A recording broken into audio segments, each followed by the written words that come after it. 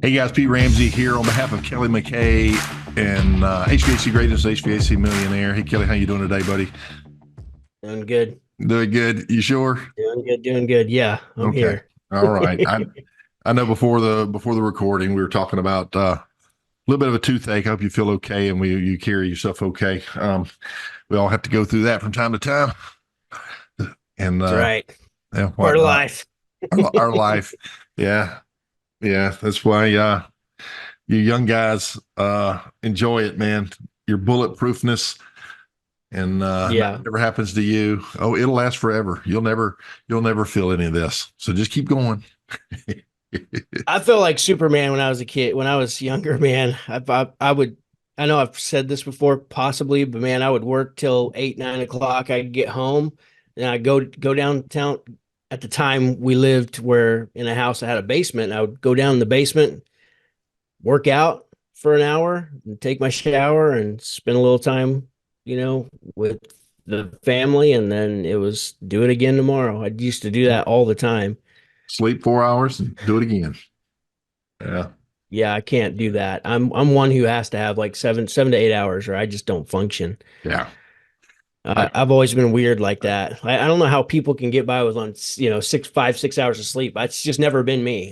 My brain don't work properly when I'm like that. So so I was in the army and we had to pull a 24-hour duty occasionally. It was called CQ. And I remember I had to pull it. So I'm up 24 hours, not sleeping at all. And then the next day I had a tournament where I was in a racquetball tournament and I picked up racquetball. I was stationed in Germany at the time, and I got pretty good. And but it was a double elimination. The guy that I had lost to, I had to play him again. It was the last one. He beat me again, so he yeah, won. I got second place, but we went through and but he was just I could have beat him, but man, try doing 24 hours no sleep and then go play at a competitive level. It just doesn't work. can't do it. But well, and I probably wasn't but 21 years old, something like that. So um, anyway, we're sounding old. Yeah. So yeah, yeah, for sure. So yeah, But tune yeah, in for more. what you said about like feeling invincible and like nothing can stop you and you just go, go, go, go, go. Yeah, I'm here to tell you, all you young guys out there, like it lasts eventually forever. something will stop you. No, it lasts forever. Just keep going. Yeah, yeah. So, Mine Kelly, mine was yeah, go ahead. well, I was going to shift back over to work. I know the guys are tuning in to hear about HVAC business. Um, Yeah. I and you and I talk offline forever, but I had a call with a guy today, and one of my customers. I don't want to say where he's at or anything like that, but Yeah. his CEO is working with them, and I want to know. Let's have a conversation about this because we're seeing a lot of this. A lot of people are talking about this.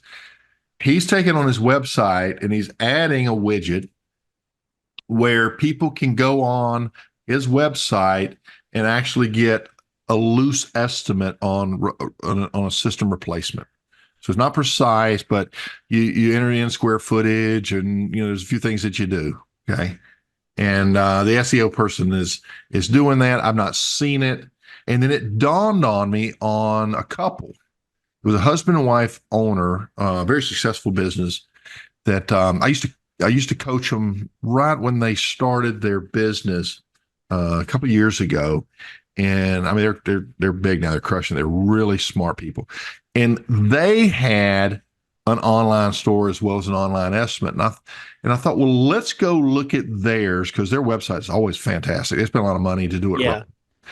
And you go in and click on the Yeah. estimation, and it's not working. And I'm thinking, well, do they know it's not working, or did they take that down because maybe it's backfiring? What are people doing Yeah. strategically? Do you have anybody that does that? What are your thoughts on that, Kelly? I don't have anybody in my group that is doing that. I don't think that it's going to be long before that's just going to be standard, like standard operating procedure.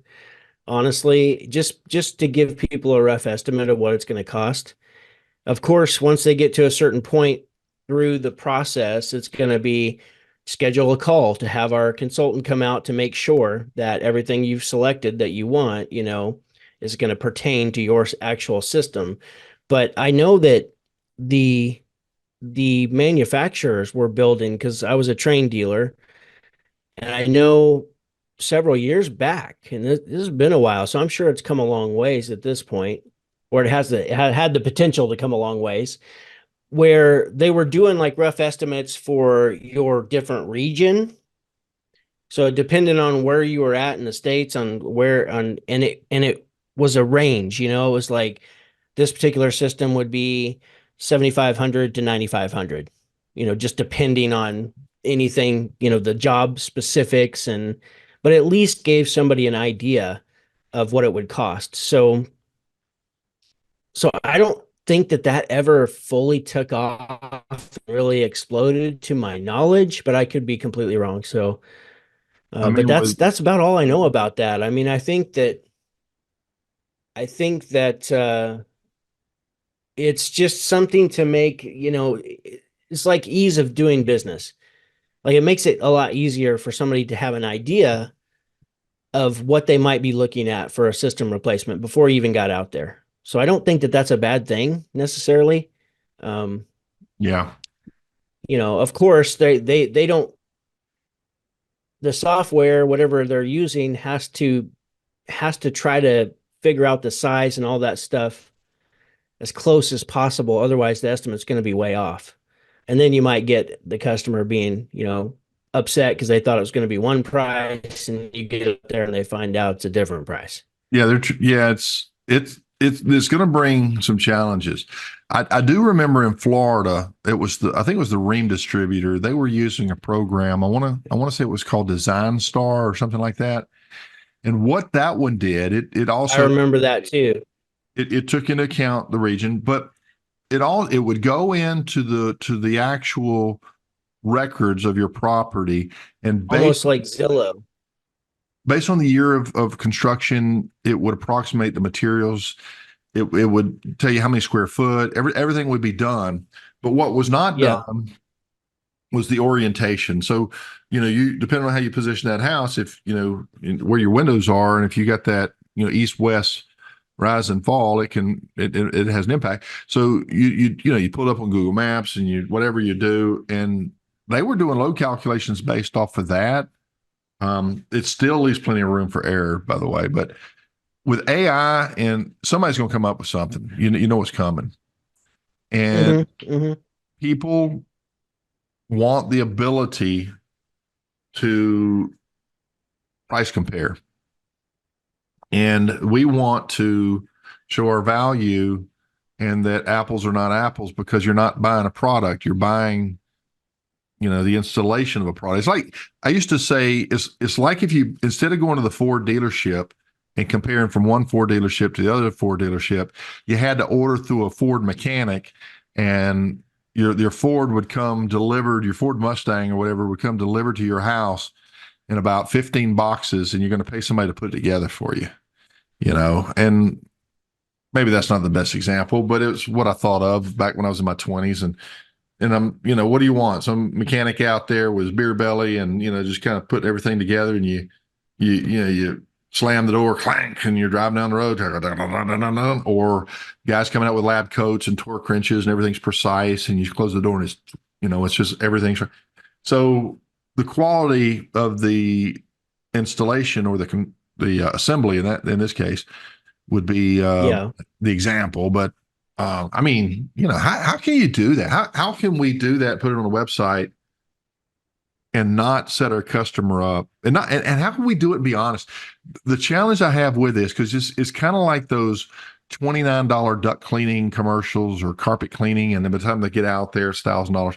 You know that they're going to come up with the best case scenario with no permit included, no electrical, all the stuff has to be added on, just a basic in and out price, and then come in and say, well, that would be that scenario, but you have this, you have that, so we're going to have this, and it ended up being twice as much. That's what's going to happen.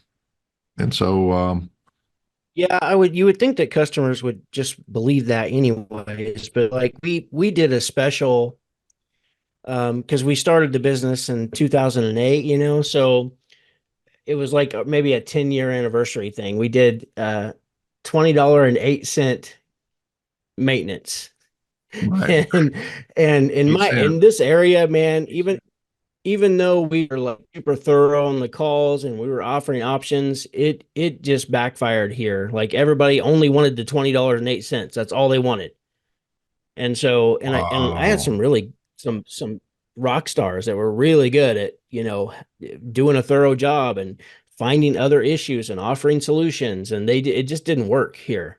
So, but I know it can work in other places, and it's probably just a numbers game. Maybe we didn't do enough of them. I don't know, to make it pay off. well, But you I would think think, that customers would be on to those, those $97 duct cleanings and $20.08 maintenances. So that's a really good one because I've done a lot of studies on this, Kelly, and so I have an instant opinion on that, based on my experience, and that is this: yeah, that the people who are experience-based customers are going to look at that and say, "No, I'm not falling for that, loss leader crap. right, Because you're just going to upsell me right. later." They're not even going to call you. And then the ones that do are the ones that are just coupon clippers. They're value based. They don't really have any experience, and they're just going to hold that. You're not going to upsell me. So what you've Right. done is created a polarized offer that attracts the wrong type of people unknowingly. And maybe it could be reworded and tweaked and everything else to your point. Yeah, I wouldn't say completely unknowingly. Like we knew we were the odds were stacked against us, but the thing with me and the business is it was like I'm willing to try. We Gotcha. tried all kinds of things. Like Yeah. Test. I am So not it afraid to works. try something new, try something, and just see if we can figure out what does Sure. work. And that particular thing did not work for us. So It did not work. but I know it works well for other companies and other people sometimes. So it's not that it might not be a bad strategy in different places. I don't know if it's done properly, but I know exactly what you're saying, and I agree 100%. Like anybody like who's not a value shopper is going to look at that and say, "Come on, what do I really get for $20?" You know what I mean? Like, Right.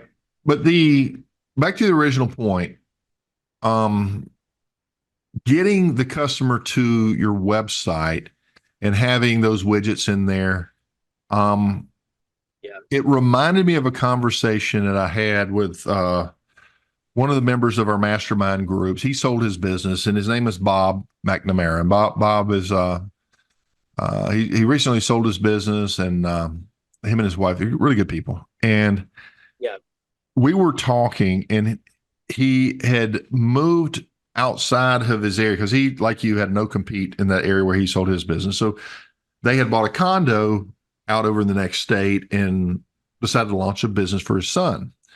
And so they're just, he got all the experience now. When he launches, he knows what to do. yeah, Boom, boom. So he's doing really yeah. well.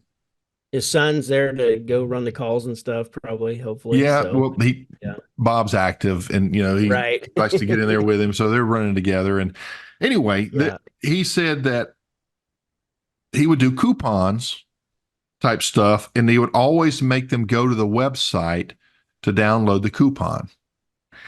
And he said that the reason that we would do that is people are curious. They're on your website. They're going to look around. They're going to see this. They're going to see that. And so if your position, if you've set your website up to be informative and bring these did you knows and Mhm. interesting type stuff that the consumers might respond to, you may end up selling some additional stuff. He says, when people get in there, they're going to look around, and they're going to get curious. They may ask you about it, they may not, but it generally generates more business. And one of the other things, and I mentioned about the other company that had the online program that's not working. They also had an online store, and you could custom order filters through there, things like that. So they were trying that, and Mhm. a lot of people are trying a lot of stuff. And you hate to put all that work in, and then nobody buys from you. So because why should they buy from you when they also go online and get through Amazon or through Right. filters.com or Right. whatever's out there. So it's interesting, but that website, if it's really just a platform to people to get to schedule an appointment, you know, then I think we're missing a lot of opportunity by not looking at these other scenarios. And maybe if you're wanting an online estimate, it can also pre-approve you for a payment plan. So instead of just giving you a total, you're pre-approved for $264 a month or whatever, right? Or for 100 Yeah. years. But Yeah. I think maybe that's that, an opportunity to get kind of locked in with them. Go ahead. Sorry. well, to kind of piggyback on what you're talking about, many, many years ago, when I first got turned on to podcasts and I started listening to a whole bunch of them, and I can't even remember who had this particular podcast on, but it was a particular marketing style company that was working. Well, they were the guest and they were working with an HVAC company. And what they did was it was specifically around video production or content, but it was specifically geared towards full, system replacements. And what they did was they created a video, and I guess it was doing really well for them. And when I heard this idea, I was like, oh my God, we got to do this. And I just never made it happen. We had, there's so much going on in the business all the time, but I never made it happen. And to this day, I still love the idea. So I'll just throw it out there because maybe somebody will take it and run with it. But if you can produce a video of just your installation process, like, um, for one, what they would do is as soon as somebody called in for an estimate and they scheduled an appointment for a comfort advisor to come out, they said, okay, well, before he comes out, I need you to go to our website and just click on replacements and you'll see that video. Watch that video before we come out. And then they would send them in an email Yeah. that same link Yeah. that would show, here's what we do. And just a real quick, 2-3 minute tutorial video about here's how thorough we are and here's what we're looking at. We're looking at this, we're looking at that, we're looking at this. So the customer is just prepared. So it was all about creating this experience for them. And then after your comfort advisor or whoever left the house, you would send another video that talked about your installation process if they didn't go with you right there on the spot. Or it was also a piece of content that you could use in the home. And you literally say, here, let me just pull up on YouTube real quick. Here it is. And watch this video real quick. And it's just a real quick, once again, 1.5, 2.5 minutes long video that showed like, here's what we do. And it shows you everyone being professional and they're rolling out, taking out the old equipment, bringing the new equipment in and showing, different steps of the process. And then, protecting the home, laying down Drop floor cloths, covers and drop cloths and the guys putting on some booties and booties. Yeah. yeah. So just something that really gives them an idea of, oh, well, this is what this company does. I mean, how many of your competitors right now, if you're a business owner and you're listening to Pete and I talk about this, how many of your competitors have anything like that?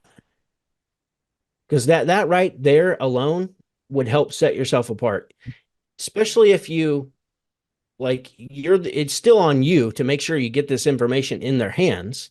So when they book a call, it would be the dispatcher's job to send them to the video, email them the video, and text the video to them so they watch it before the comfort advisor comes out. You're just building rapport and building your authority in the marketplace. So I thought that was a great idea.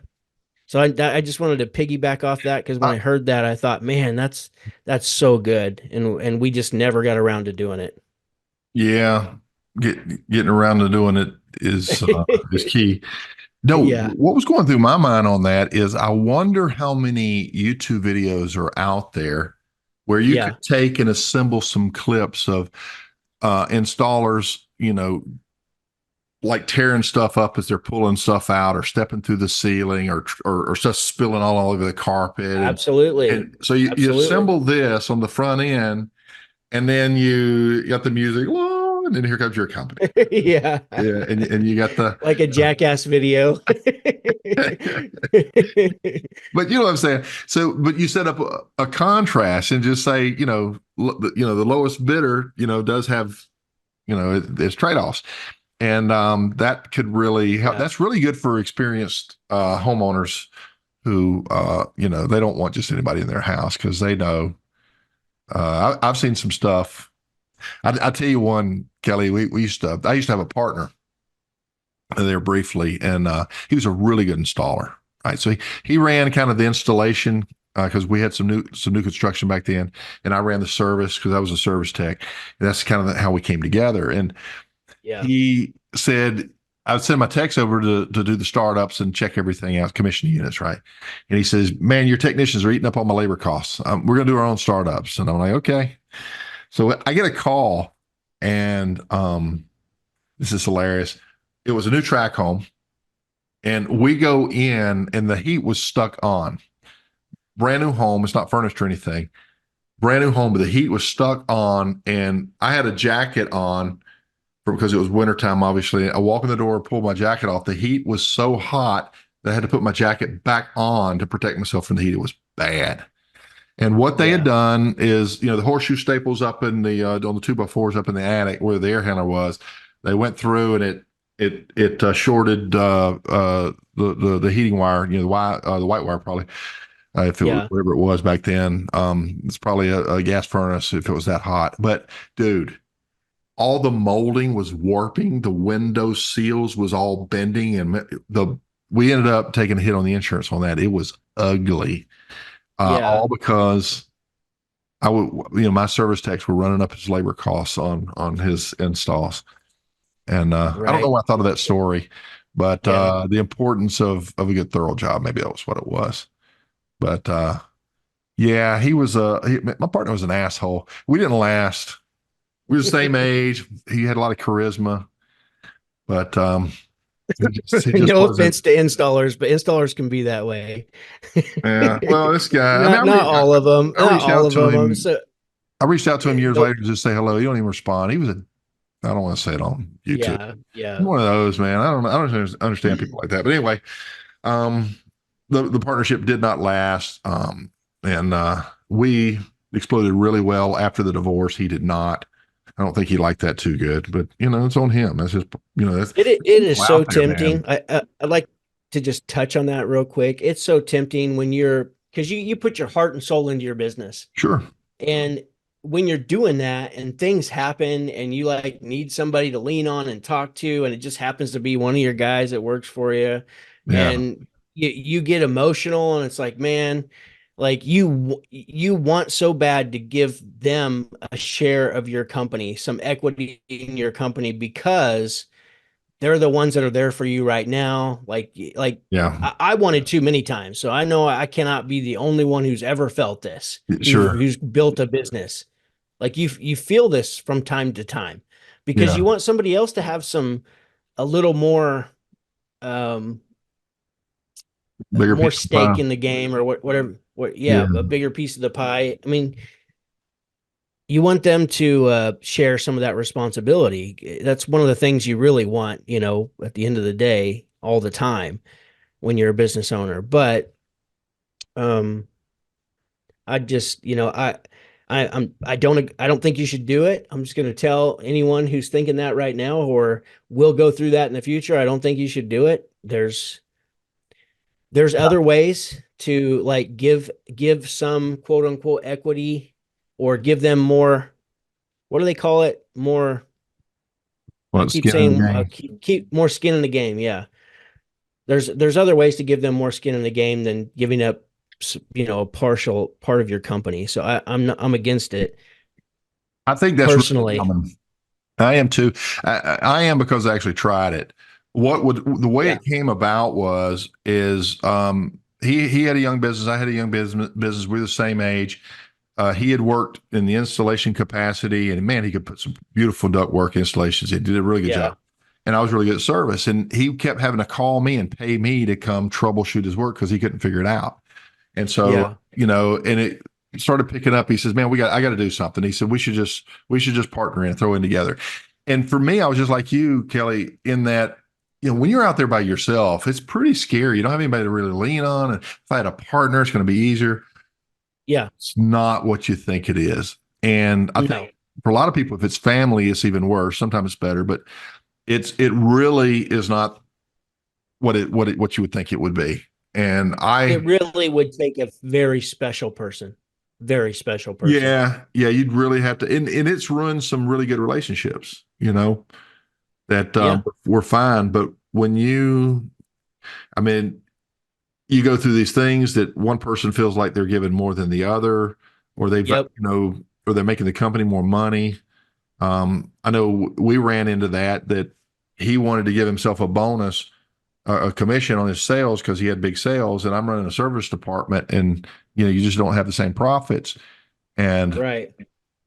I said, you're giving a greater value to what you're doing and what I'm doing. I can sell just as well as you can, and if not better. And anyway, long story short, we parted ways. He had to downsize, or he tried to upsize, and then we ended up outgrowing everybody because because we just had I think we just because we weren't assholes. We were caring people who really gave, put ourselves in the customer's position and try to do right by them and not just be selfish and uh Well, I'll also add, if you're a service technician, because that was me too, Pete. I'm a service tech at heart. yeah, That's what I was good at, and I didn't.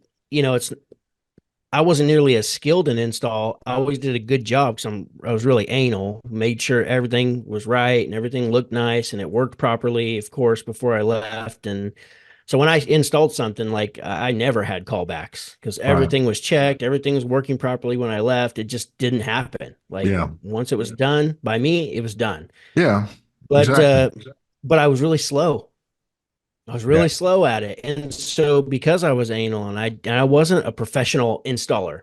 And so when you get that other person on your team who likes install and crushes install, it's very appealing to like have them on your team. Not only have them on our team, but I could also see like your situation where it's like, why don't we become partners, because it just makes sense. sure, Not knowing like yeah. what could happen, or I not mean, thinking through. I tell you what So did work, Kelly, is I had a friend who had yeah, a business later, and he was in a zone, a rental area for his business, and the rents were really affordable. And so I rented next door to him, and we got really friendly.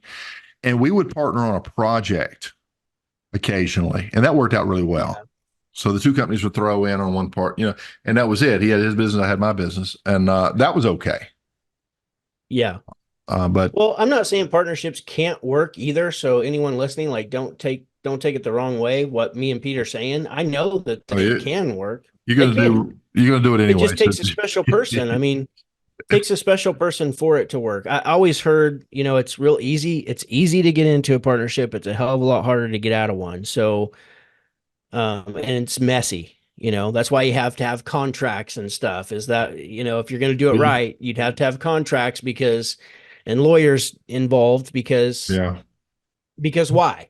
Because someday the partnership's going to break up. That's why you have to have those. and there's So loss of trust, and there's yes, friction, and then there's what do you yeah, call resentment. I remember you resentment. mentioned that Yes, sitting in the attorney's office with the mediator going back and forth between what he wanted, and then he says, well, he says if you'll do this, he'll do that, and everything else back to me until we could come to some type of a settlement. And it was ugly, and nobody wanted yeah, the attorneys really. And yeah. it was So sad it's because the guy unfortunate, was but he did such good work, and he had a good side. He was kind of a Jekyll and Hyde type, He had the yeah. charisma, and he was kind of cool. We wanted to be, and then he could just be a jerk. And Well, I know like one of my mentors when I was, one of my coaches, like when I was, running my businesses, they had a partnership and, you know, but how their partnership was divided was one was just a numbers expert, yeah, everything about the numbers, like the administrative side, all the technicalities of the pay scaling and all that kind of stuff, like and watching the numbers, knowing what to tweak to be able to grow it. and grow each department. Like he was brilliant at that. The other guy was brilliant at getting the team members motivated and getting the uh getting the buy-in from the team and of all the new things that they needed to implement and stuff. And so that partnership worked all the way up until they exited for an insane amount of money. Yeah. So it's not that it can't work. I know it can, but it takes a special dynamic and a special type of person But even for within it to, that, there's the yeah. ongoing conflict between, I think they call it sales and production. So in this case, you got the guy that does the culture and the sales and the marketing, and then you got the guy that does the management, and the numbers, and so we can do more if we just have some more money. Well, we can't afford it because we have that. So you got this kind of conflict that is a Mhm. natural part of that relationship. So it does sound like that those two people, um, they communicated well and they had something good going for them. But not all Well, of us are that lucky. I guarantee that they butted heads plenty of times. It's just natural. You're Yeah, going to, but they were able to survive that, because they yeah, all but that's the uniqueness about a partnership that would work is it would take two people that are both equally invested in the growth of that business and they put that business above themselves personally, which is a hard thing to find because once that business account grows, when the company grows, one person all of a sudden is going to start feeling shortchanged, like they should have more money, and it might not be time for them to get more money, So it'd just be really hard. It would take a very special person. So we'll just leave it at that. So yeah, yeah. I mean, you're you got me thinking about all kind of stuff. I don't want to take it in the wrong direction, but um, there's a lot to this. And as the owner, you do put it ahead of yourself. And then when you hire somebody and expect them to do it, they don't because it's not their business. right, right, And so part of what you were talking about, you want to give them a little piece. In my mind, yeah, that's a little bit different than wanting just a partner for the sake of the security of a partner, but somebody who you value and you want them to experience not just a bigger piece of the pie in terms of money, but that feeling of knowing, this is my business, and yeah, it's something, yeah, it's more fulfilling, for all the sacrifice, more return on that investment for all the sacrifice that you're right, having to make and putting it ahead of yourself. But knowing that right. you're building something that's yours and you can stick your chest out and they can say, well, that's mine too. Um, Yeah, and that's cool if you found the right person. But I'm just telling you, like, I would not do it. yeah. There's other ways to help protect people that have been on your team for a long, long time without giving them equity in the business. And I think it's You can help. interesting. You and I do not work together other than through podcasts, although we've talked about it a time or two, but you do have a partner. So it's interesting that you say you don't recommend a partner, but Yeah. here's Pete calling his buddy Kelly out. Well, what about your partnership, Kelly? How does Well, I that did not have a partner in my HVAC business, and I wouldn't have a partner in my HVAC business. This business is just different. I don't know. Um, how so? I mean, how so in that the relationship it's easier to work together than the heating air? Is it because of all the moving parts and the chaos and the stress that comes with heating and air, do you think? Or what do you what do you yeah, I what do you think think that might be? He hadn't thought that's about a that. I good know I cut you question. off That's a guard. good Yeah. question. No, I'm glad you're saying that because I'm one who what we have is like it's an LLC partnership, so it's 50-50. And because we're both into the same stuff, we're Yeah. both into, business development, personal development, coaching, because we're both into the same stuff heavily. It's what we live, eat, and breathe. Yeah. Um, that's really why, because I feel like it was for me, I needed, I wanted some help doing coaching calls. I didn't want it to always be me doing everything every single day, all the time. Kind of like I always had this thing that I just didn't want to become overwhelmed in the coaching business, like I became overwhelmed in my heating and air business. So because and because it's not like I don't know, like we're not in the same office every day. Like we work from home. So it's just different. It's a different type of business. It's a different mentality to be a coach versus even to be a coach versus to be an HVAC business owner, in my opinion. You know what come to my mind as you're describing the difference on that with the mindset, and we're kind of cut from the same cloth. We want to get out there and and do all this Yeah. stuff. It is different. And before we started recording, I was telling you about I'm going to start again the 75 hard program, which is 75 days of two 45-minute workouts. One must be outdoors, 10 minutes of reading every day, no alcohol, got to follow a diet, got to drink a gallon of water a day, and I think a daily photo, right? So you measure your progress. If you miss any of those, you go back to day one. You go back to the very beginning. So you got to do 75 in a row. And I made it to almost 50, but I got really sick and feverish, and I kept trying to push through it. And I ended up having, and every time I try Yeah. to start over again, no alcohol, temptation will come up, and we'll go have a drink, and but I found myself, I want to do this again. And my buddy Dennis Homan, who he's a trainer as well. Um, uh, oh gosh, name of his business escapes me right now. Um, Profit Academy. So he does some coaching and stuff, and he's from the HVAC, but he's so into this personal development stuff. He's so into the attitude. He's so into this. I'm cut from a different cloth. I can do this. Everything else. It's like he says, "Hey, I'm going to start on Sunday. You want to join me?" And I'm like, "Well, yeah, because now you got somebody with you that you can share. Man, I thought I was going to Yeah. get in today, but I make it. So you can share that journey because it's lonely out there by yourself. I mean, it's satisfying, but sharing your wins is pretty darn cool too. So maybe that's a Yeah. kindred to what you're living. I don't know. I don't know. I just it goes back to what you're saying, cut from the same cloth. Like her and I are cut from the same cloth. Yeah. Like we're just it's how we function, it's how we operate. She's a beast.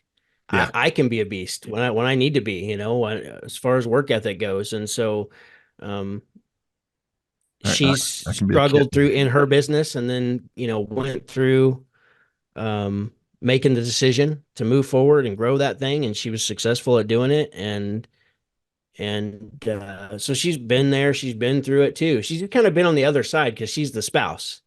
So she had the Right. husband who didn't wasn't you know I don't know if he wants to be a manager, if he wants to run a big company. So she took the reins and started doing all those things herself to build this business. And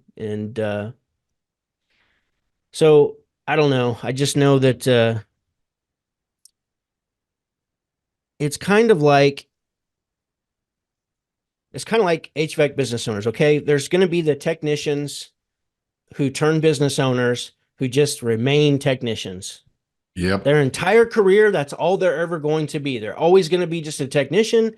They'll never get into a management mindset. They can't deal with people. They're not flexible enough. They don't believe people can do it as good as them, and they'll just always stay there their whole career. Most of them will fail and go back to work for other people. There will be a few that trudge on for 20 years or 25 years doing it with a very tiny team. There's a ton of those people out there. They just never decided to evolve to get to like to add some more skill sets other than just being great in the field.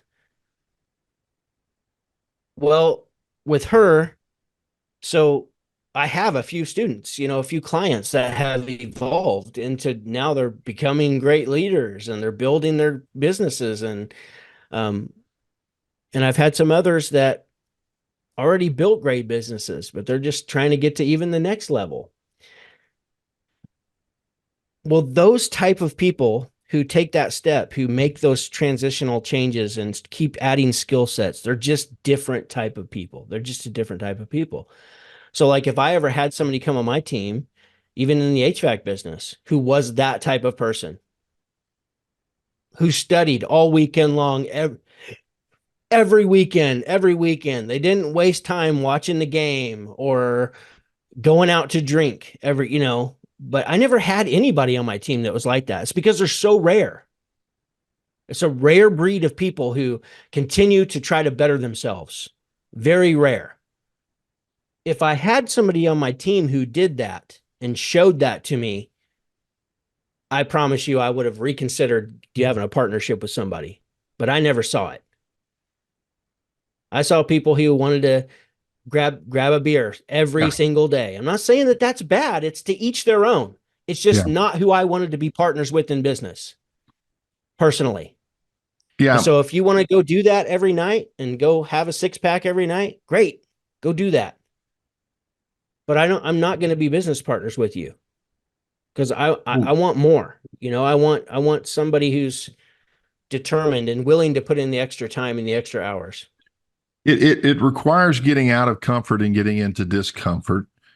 And this is a universal truth. And I like to use examples that everybody can relate to, like going to the gymnasium and understanding let's say the three key elements to getting a fit body. One being diet, of course, the other one resistive training, and the other one some type of a cardio, right?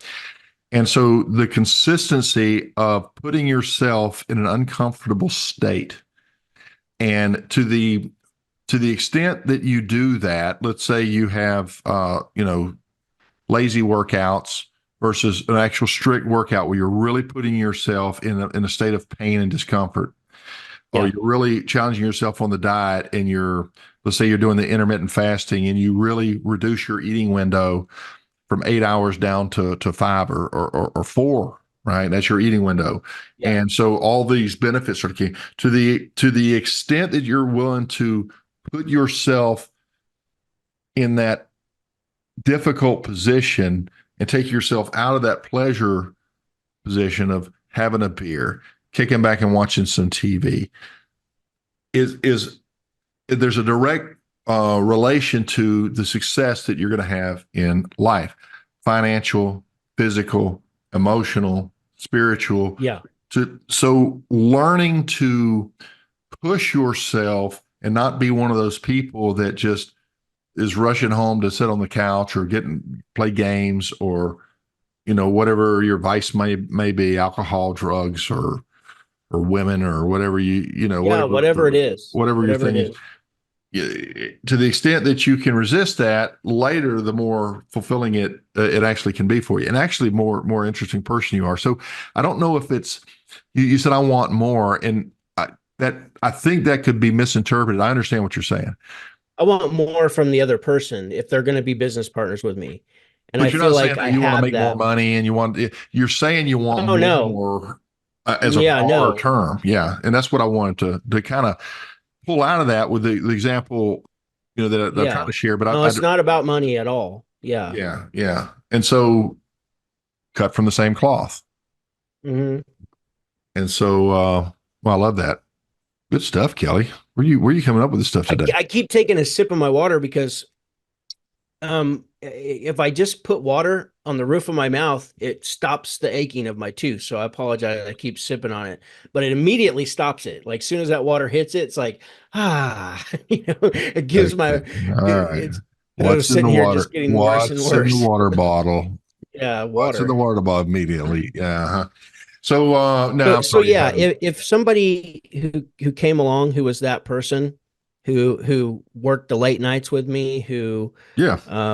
who in the beginning and did all those things and went above and beyond, anytime that they got called out. I had one person that was on my team that wound up going to the union many years ago, and that dude is that look up he's the definition of dedication to hit the gym every single day. The first 2 years he worked for me, I talk about him in my new book when it comes out. I'm super excited for that. But I talk. It's called The Rock Star. I just read a little section on him about him leaving. and well, he was a rock star, and that particular guy, if he would have stayed and then shown interest in wanting some of the company, I would have absolutely gave it to him. I would trust him with I would trust him with everything. He was great. He managed his personal monies very well, which shows me, I mean, I believe in what W. Clement Stone said, I think that's who said it. He said, uh, if you cannot manage your money, if you cannot save money, the seeds of greatness are not within you. I believe that. If you can't manage your emotions enough to delay gratification, to stop wasting money on stupid shit, if you really want something in life, and the kid worked out every single morning before he drank a gallon of water every single day.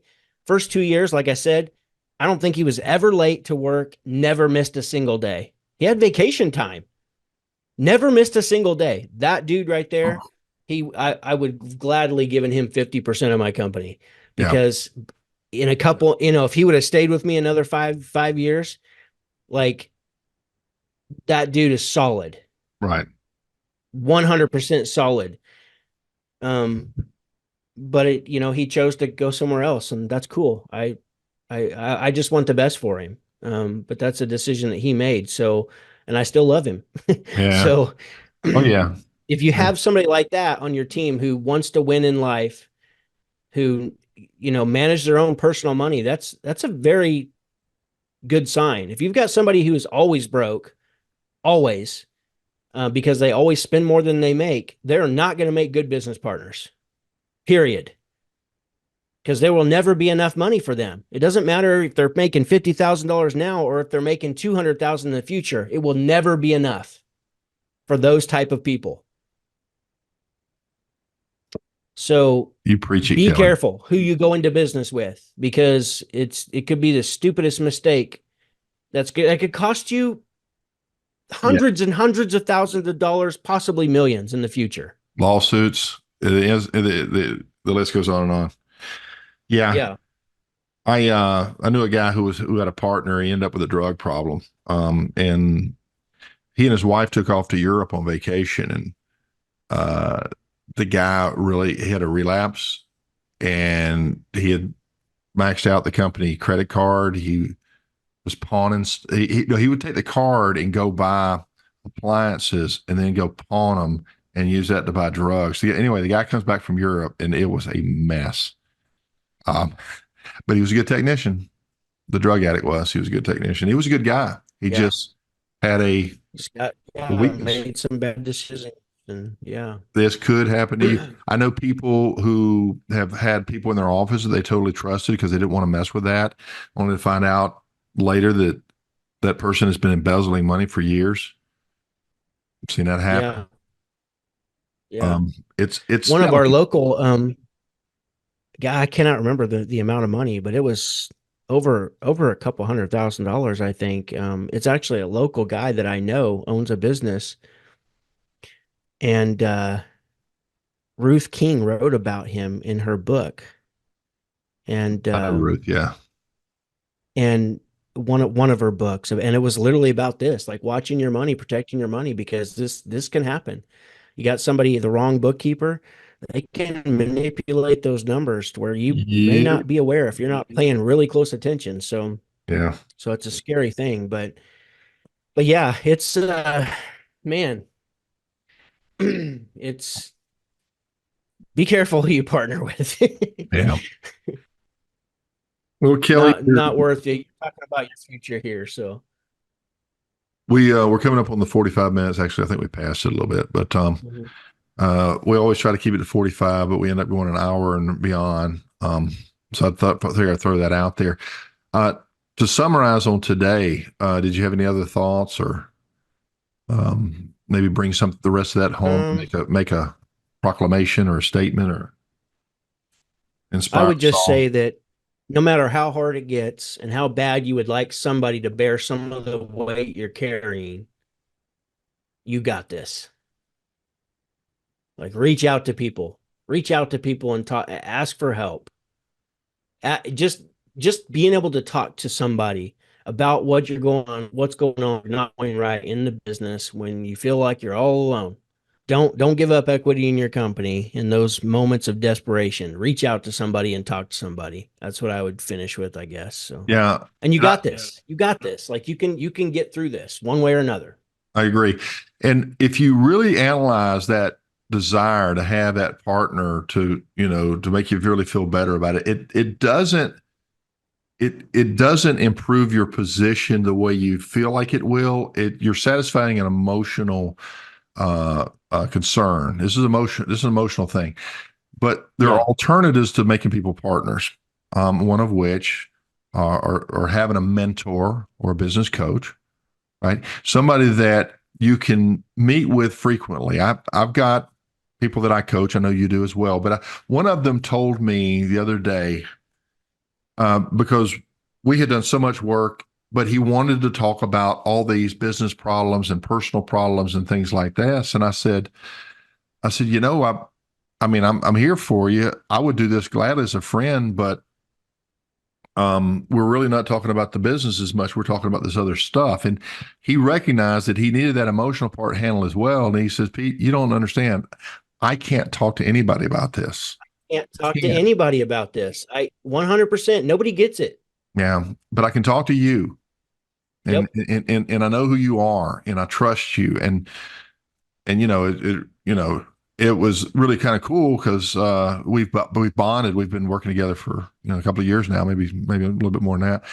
But I didn't have that. I don't know if Another you thing, had and that. But there another are thing that I alternatives. encourage is That's like the point. sharing your wins.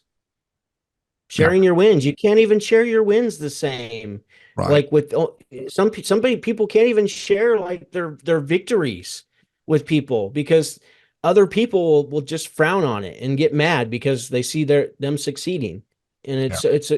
people are fickle and weird. So I encourage that in our group. Sharing your Like wins. Yeah. share your wins. And circle back around. Remember, I was telling you about I had a competitive company that was rented right next door, and we would partner in on projects occasionally if they were really too big for us. Well, I would share my wins with him, and I would tell him, "Oh man, I sold this job." Da, da, da. And I'd Hmm. done it enough, and he wasn't having the same level of success. He didn't have the charisma, Hmm. whatever. And at one point, he says, "I wish you quit bragging all the time." And I said, "Bragging?" He says, "Yeah, you're always talking about how you won this sale and you got that sale and you did this. Well, good for you. I'm tired of hearing you brag." And I Yeah. said, "I thought I was sharing my wins with a friend, Yeah. but because he didn't have wins, That's what I'm saying. that's the way he took it. That's And what it I'm wasn't saying. meant that way at all." No, not at all. But that's how people will take it, and they become resentful towards you because of it. So Yeah. you can't share your wins. You can't share your highs or your lows with just anybody. Yeah. Yeah. And And and it's unfortunate, but it's it just is. the way it is. When you're striving to be something, to become something, to build something, you're not normal. That's one of my sayings. Like I you are like that. not normal. And you know what? Good for you. Who wants to be? You want to be one of the many or one of the few? Exactly. I don't want to be one of the many, and a lot of my clients don't want to be one of the many either. They want to be one of the few. They're different people. One of the few, one of the proud, Yeah. one of the bankrupt. Just kidding. Yeah, and unfortunately it's lonely at the top. It There's a is. lot of loneliness when you're going through those dark tunnels trying to get to the other side in your business when shit's not going right. It's hard. Yeah. So Not yeah, going to as a coach, sugarcoat I've it. I've learned to celebrate, my students' wins as well because you make a very good Yeah. point. I know you have too, because you've been there, and it is lonely at the top. But there's, you got. I think we get in these bad mindsets of, we don't want to spend anything, and you got to understand return on investment, and you got to understand that a lot of times you can't measure the value of something is what it can do for you in the bigger scheme. And so, definitely you want to coach. Definitely, I had a mentor who was from outside of the industry, was not as good. I went to all the classes. You mentioned Ruth King. When she first came through, she was working with Linux. I went to her class. I went to Ron Smith's class. I went to Ron Collier's class. I went to Steve Howard's class. I went to just numerous other ones over the years, Gary Alex and the like. So that's helpful, but they don't bond with you. You can't really, after the class, Right. still right back in Right. your business by yourself. It's lonely at the top. Nobody's Yep. on that rooftop with you. Nobody's under that house or in that attic with you in the middle of the night or on the weekend or whatever. And so it's really nice to have somebody. And I don't think I worded that right. It's really important to have somebody. So there's Yeah, it's more important sense. to have somebody who understands It's really where you've important. been, it just Yeah. what you're going through. And if they haven't been through it, they can't understand it. That's all I can say. They don't get it, Kelly. They don't get it. So yeah, it's important to be in a group of people, other people who've been there, done that, and to form relationships and reach out to those people when you Yeah. reach out to your coach when you're struggling with stuff.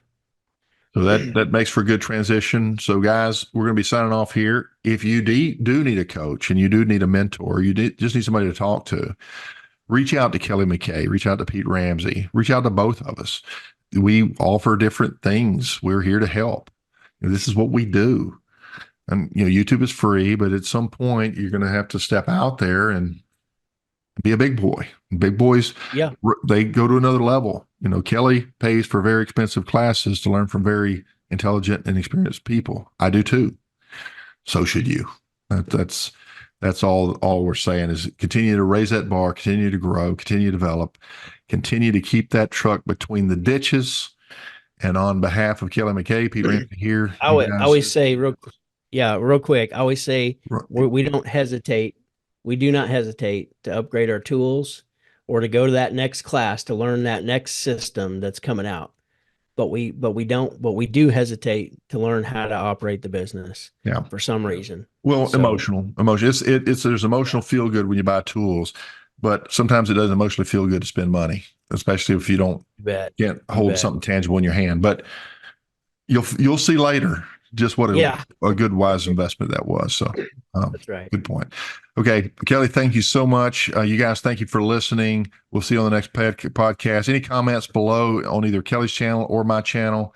Let us know what you want to talk about. And if you want us to have somebody in to interview, we haven't done that in a while. We can bring a third person in and talk about a little different topic, whatever you guys would like to hear. Okay. You guys take care out there.